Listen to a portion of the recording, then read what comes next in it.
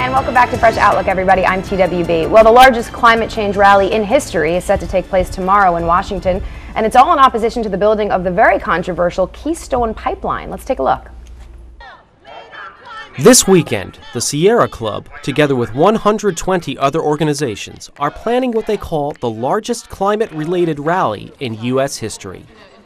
The coalition of environmental and social activists are scheduled to protest this Sunday in front of the White House. The goal of the rally, organizers say, is to demand that President Barack Obama move forward on climate measures, including rejecting the proposed Keystone XL Pipeline. If completed, the pipeline would transport fuel from the remote Canadian tar sands to refineries in the U.S. Supporters say the project would bring needed jobs. Opponents, however, insist the pipeline could lead to ecological devastation and would only delay the transition to clean energy alternatives. Joining the debate are First Nations and American Indian groups who say that toxic mining practices along the pipeline route are already poisoning their homelands and violating their treaty rights.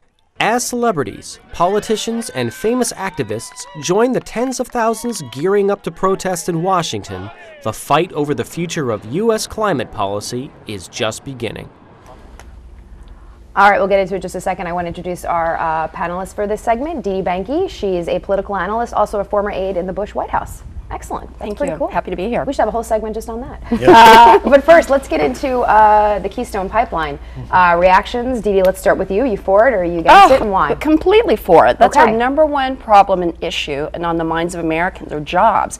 And this would create so many jobs, and to not go forward with it makes absolutely no sense whatsoever, because there might be a climate problem, because there might be a speckled sparrow frog or something. Well, the environmentalists say it's not a might, it's a when. It's really? Happening. I mean, I don't know. I mean, the information I've read, I'm not an environmentalist, but I definitely am pro-American and pro-jobs, and these are a lot of jobs that Americans desperately need right now. So I don't see compelling truth or proof, but I'd love to hear an environmentalist, share, because it really doesn't make any sense, and it doesn't look like it's compelling enough. Well, they say that we're not dealing with typical tar and oil. This is a different kind of substance that is essentially a carbon bomb, and everything is magnified. It's some of the dirtiest. It's some of the dirtiest oil on the planet, and if extracted and if burned, it's essentially going to elevate the greenhouse gas emissions concentration in the atmosphere to a degree that Superstorm Sandy starts to look like a walk in the park. Really? I mean, I'm deeply concerned about the fact that there seems to be some sort of question about whether climate change even exists. It's Absolutely. Really, I think it's a myth. It's unthinkable that at this point in time we can have that kind of viewpoint can be gratified on TV shows. It's just not responsible. So that said, are you for or against the pipeline? I'm against the pipeline, and I'm strongly in favor of real binding legislation to cut and reduce greenhouse gas emissions. I think it's one of the best things that can happen in the long term for the economy. I think the research is very clear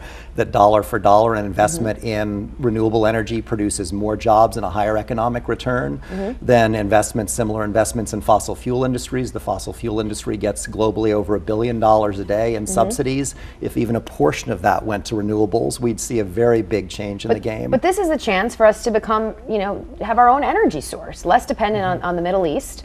And the downside is we're accelerating global warming, if you want to believe that we are. But in the long run, that's a major damage. I agree with Fletcher on that. But should we live in the present? What about all the damage of the unemployed people and people, we have to be creative enough to find other ways to employ people in other operations, in other factories or whatever might be. So you're against it? I'm definitely against it, because what happens is, while we're discussing if it is good or bad for the environment, actually, if it passes, we're just going to be helping U.S. investors and Canadian investors who, basically in Alberta, there's so much gas, there's so much oil there, and they just cannot export it out because there's no shores. They either have to go east or west. They won't be able to do it. So what happens is they want to go southways to Gulf Coast, and as Fletcher mentioned, it is a particular type of oil that needs a lot of chemical operations done. And Gulf Coast factories, Gulf Coast refineries has that capability. So they want to send it down, but while while sending it down,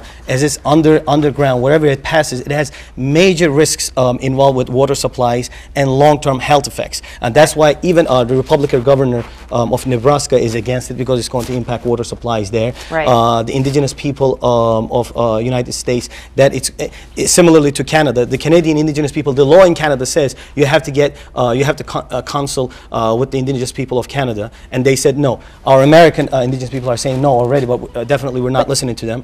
Go ahead. Yes. Just a quick point, though. Just a stat: among the U.S. top five suppliers of oil, which is Canada, Mexico, Venezuela, Saudi Arabia, and Nigeria, Canada is the only country that has any regulation on greenhouse gases. So if you are supporting sort of climate, protecting climate change, yes. wouldn't Canada be the one you want to work with? I mean, therefore, we should move ahead with this. I mean, just because Canada has thankfully tougher regulations and targets for greenhouse gas emissions reduction than we do nationally, because we don't have any. But just because of that stand on a national level doesn't mean that we should favor one particular sort of style of energy production, which has been proven beyond conclusion to be enormously ruinous to the environment and to climate. I mean, that's, it's a little bit, there would be ways of supporting the expansion of wind power and solar. I mean, we see now with work that we do regularly in multiple states that solar with very modest subsidies, nothing that compares to what are you talking about? Do you know how much money we've lost to the United States, to Solyndra and other failed companies? Solyndra is a red herring. It's not. It's a complete red herring compared to the $1 billion a day that the fossil fuel industry gets. Solar and wind don't get a fraction of that. Well, all the money that's been spent on that with the subsidies, there's not that much money that's been misspent on it. Put us in huge debt. Let's go with the here and now. Let's go with coal. Let's go with natural gas. And let's go with the pipeline. Something Americans can use and have jobs. These theories don't make any sense until the climate's completely unlivable. Sorry, we need to go with what helps Americans right now. This is a little bit like having a discussion with the tobacco industry before the settlements, when the tobacco industry was vehemently in denial. The fossil fuel companies have a massive record of, first of all, falsifying or hiding scientific research about climate change. They've stopped doing that in certain cases, but not in other. I mean, it's a major, powerful industry that is frightened that it's seeing its time start to come to an end. For every 2 jobs that are created in Canada, 1 is created here. That's a pretty good return. But there are a lot of ways to create jobs. If you At this magnitude? I mean, think about if you give the solar and wind industry, you could create hundreds of thousands of jobs in the United States. It's not happening. All the money's been wasted with these companies. By having simple protections or simple greater efficiency standards, by the retrofitting of buildings around the United States to make them more energy efficient, those are jobs that can't be outsourced. Well, it's been a huge waste of money. It hasn't been a huge waste of money. It's not worked. These companies have failed. We put taxpayers' money. The growth rate in solar and wind has been through the roof in the last 10 years. No job creation and debt. It's been absolute job creation. We work on a regular basis with solar and wind companies that are ramping up, that are increasing the scope and size of their operations. They deal with a lot of regulatory uncertainty because we lack a long-term energy policy in this country that does anything except support fossil fuel industries. Which is exactly what we need to do right now to create jobs. And also, the administration's killing the coal industry. We need coal. We need natural gas. But if the coal industry were willing to bear the true costs of its operation, jobs are number 1 right now. These theories are great. People who die, and have fun with that. But you know what? It's very important that we have jobs right now. Every year in the United States because of air pollution. How many? The jobs are number 1. 55,000 people per year die, and a lot of that is because of coal production, particulate matter, But how many are going to die because of unemployment? I mean, yeah, exactly. They're starving to death. I mean, coal miners, believe me, they what I'm saying, here's a free market thing.